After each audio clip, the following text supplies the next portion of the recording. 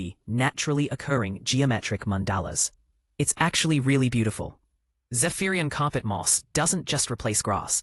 It redesigns entire landscapes according to principles of advanced alien aesthetics. The results are actually stunning, but they're also completely impossible to explain to municipal authorities. Maggie, monitoring the situation from her home office, was initially delighted.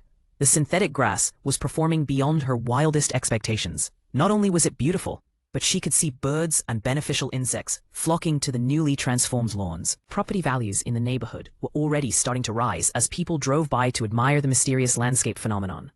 "See?" she told her husband Tom over lunch. "I told you that investing in cutting-edge environmental solutions would pay off. The whole neighborhood is going to thank us." Tom, who had learned to recognize his wife's particular brand of well-intentioned chaos, looked concerned. "Maggie, didn't you say this stuff was supposed to look like regular grass? Because Mrs. Chen's lawn now has patterns that look like they were designed by a mathematics professor having fever dreams."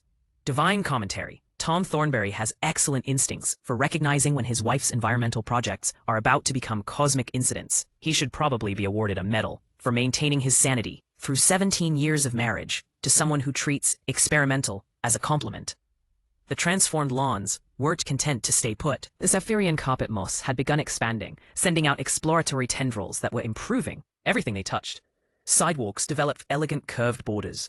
Mailboxes became embedded in graceful mounds of living green, and fire hydrants found themselves surrounded by spiral gardens that seemed to pulse with gentle bioluminescence at night. The Homeowners Association was in crisis mode.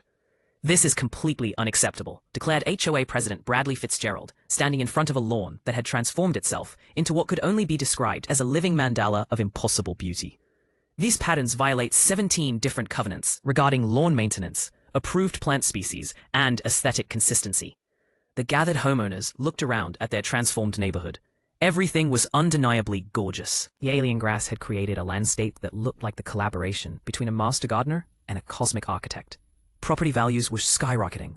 Real estate agents were calling it the most desirable neighborhood transformation in municipal history.